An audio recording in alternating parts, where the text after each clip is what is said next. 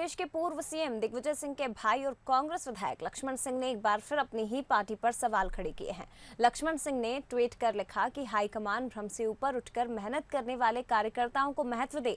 मेहनत करने वाले कार्यकर्ताओं को महत्व देने से बात बन सकती है। इसके साथ ही उन्होंने कहा कि इर्द गिर्द रहने वाले नेताओं से ऊपर उठकर कार्यकर्ताओं को महत्व दे।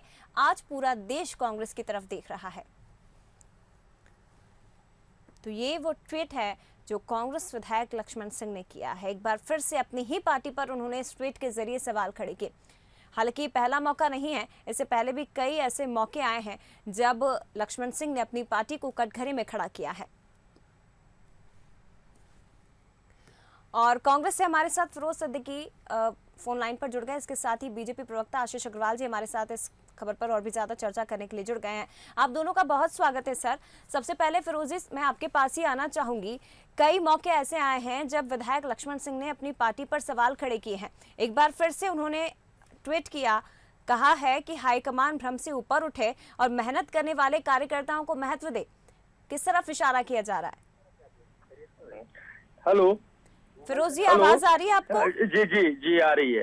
देखिए, लक्ष्मण सिंह जी ने जो कहा है वो सही बात कही है कि हम 2014 में कांग्रेस पीछे रह गई, फिर 2019 में रह गई, प्रदेश में भी 2003 के बाद से हम 15 साल बाद सत्ता में आ पाए।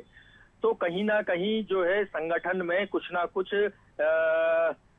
गड़बड़ियां, कुछ ना कुछ कमियां रही, जिस कारण से पार्टी पीछे आई है। ये सही है कि हम कांग्रेस ने इतने अभूतपूर्व काम करने के बाद भी यूपीए सरकार ने हम जनता तक अपनी बात नहीं कह पाई, क्योंकि हमने संगठन में कहीं ना कहीं गलतियां की है। तो इस बात को राहुल गांधी जी ने भी समझा है।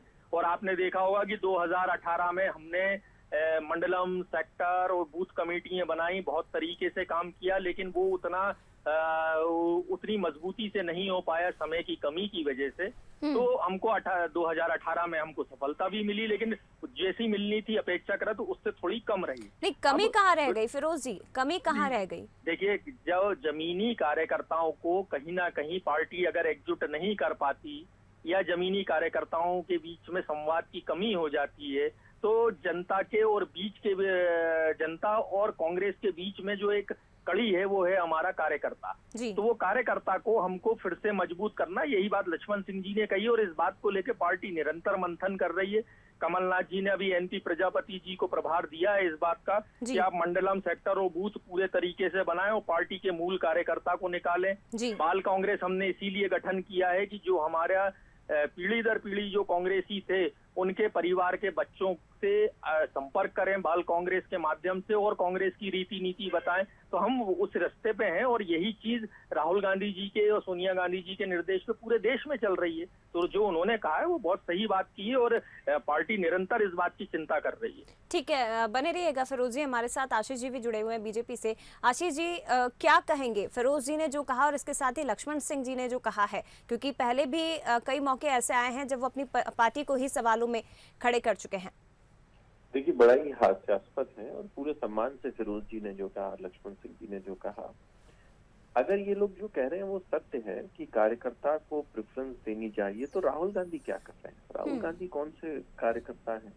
और उनके नेतृत्व में तो जो अलोकप्रियता कांग्रेस को मिली है और उनके केंद्रीय नेतृत्व को छोड़ने के बाद से जिस तरीके से एक बीमार महिला को कार्यकारी अध्यक्ष बना रखा है, पूरे सम्मान के साथ सोनिया जी के लिए कहूंगा, वो स्वयं कहती है मैं बीमार हूँ।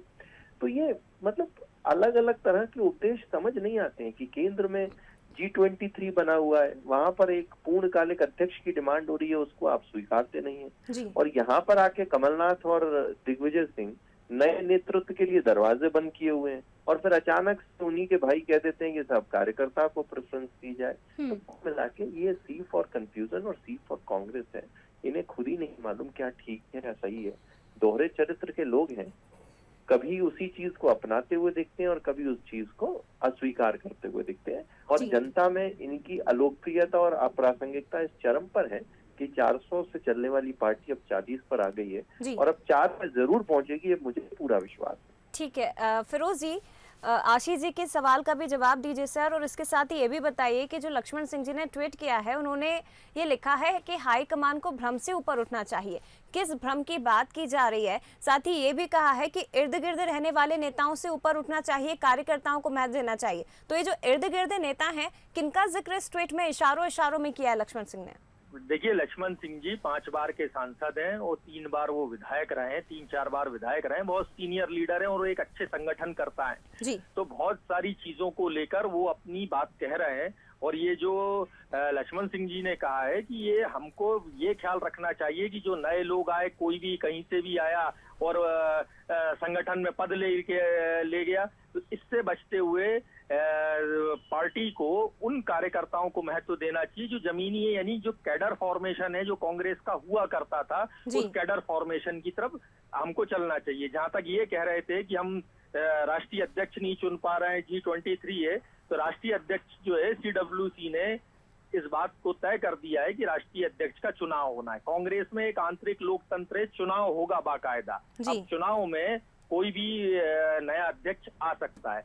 नए लोगों के रास्ते की बात है तो हमने नाना भाऊ पटोले जो हैं वो महाराष्ट्र में, इससे पहले अरुण यादव जी थे, नए व्यक्ति थे। तो हर राज्य में अपनी अपनी राजनीतिक परिस्थितियों को देखते हुए कांग्रेस पार्टी निर्णय करती। हर राज्य की राजनीतिक परिस्थितियां अलग होती हैं।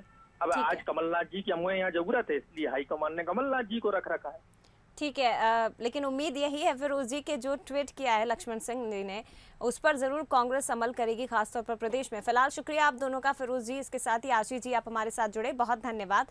तो पार्टी पर सवाल खड़े किए हैं लक्ष्मण सिंह जी ने, ट्वीट किया है और ये लिखा है कि हाईकमान भ्रम से ऊपर उठे और मेहनत करने वाले कार्यकर्ताओं को महत्व दे। हालांकि कांग्रेस इस ट्वीट पर कितना अमल करती है ये आने वाले वक्त में पता चलेगा।